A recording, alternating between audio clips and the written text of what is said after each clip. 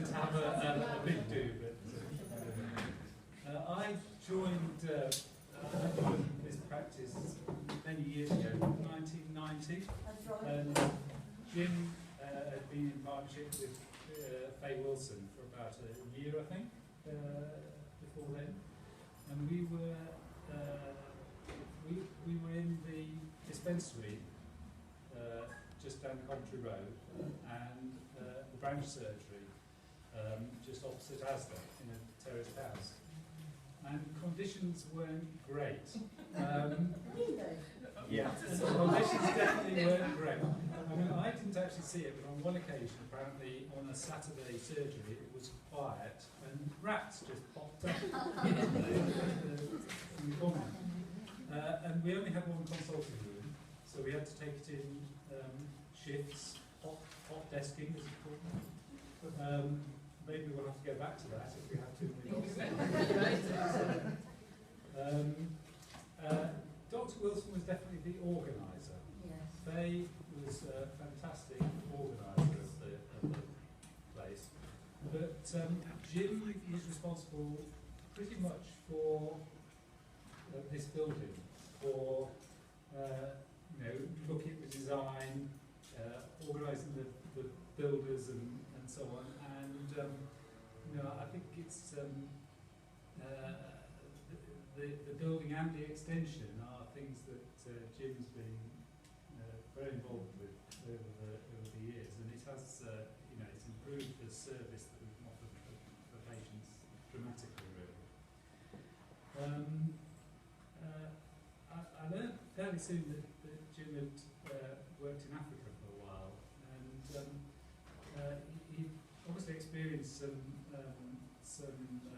patients with very difficult problems. A lot of very severe illness and obstetric problems, and he was just coping with a lot of the surgery in a small hospital there.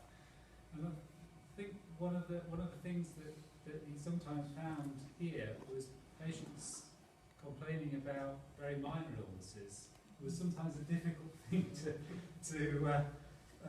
take on board when you've seen people with such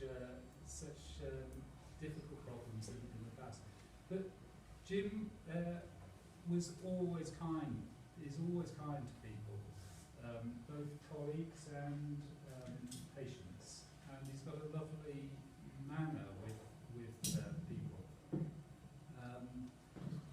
Patients have grown to love him and respect him, and many people have been in to say how sorry they are that he's going, as we all are.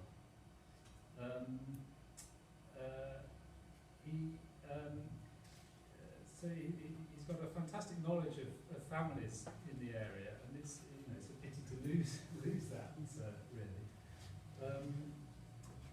We wish you the very best for the retirement, and we hope you'll come and see us from time to time. And we've got just a little card. It's the other thing I was like to write. Something else coming right. Well, thank you very much, Paul, for those very kind words. I was hoping for a very quiet and I had mentioned I was going to try and get out through the window and then I realised the bars. Well, I came in 1988,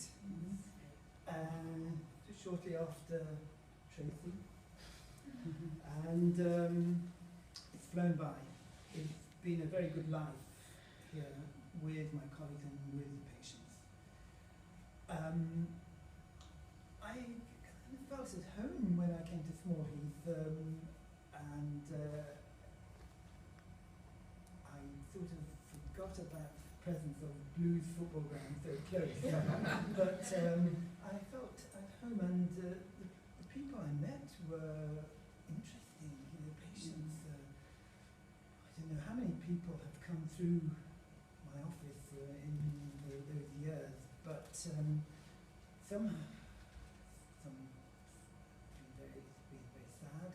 Some have been fascinating, some have been inspirational. But yes, their stories are just built up over years.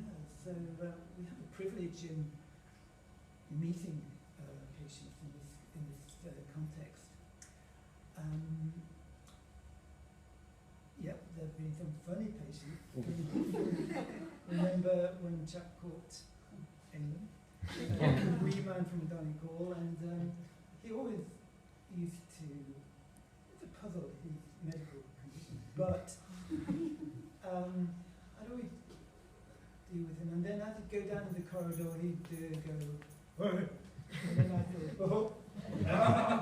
That's how we used to say goodbye.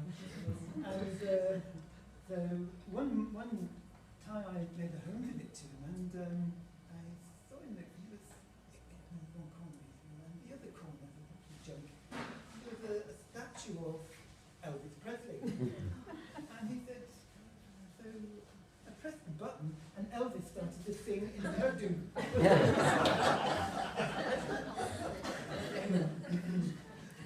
Many other patients have brought amusement to me, like,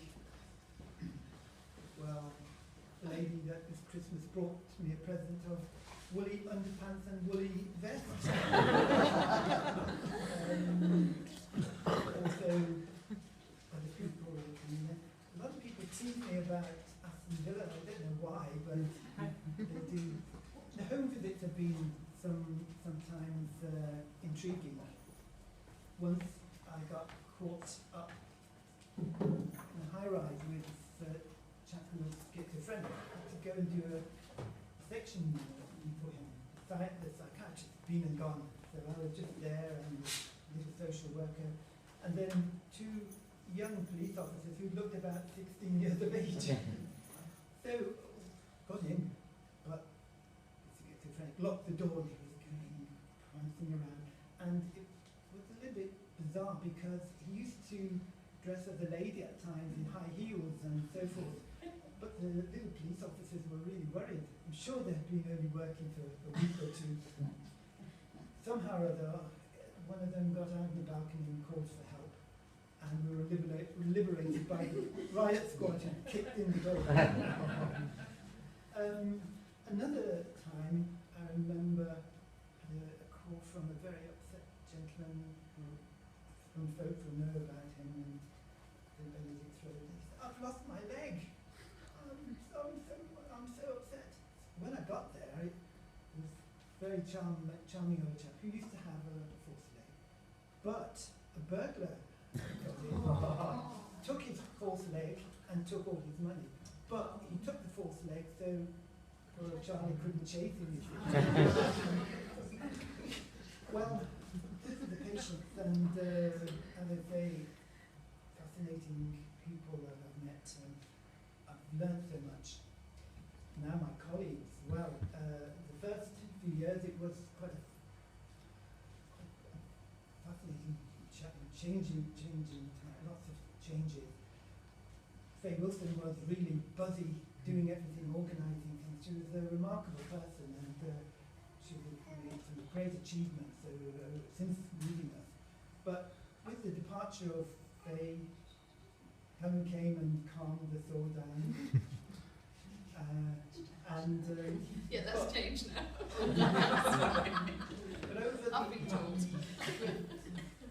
7 years, the one really rock which I've supported me has been Paul, and he's kept us all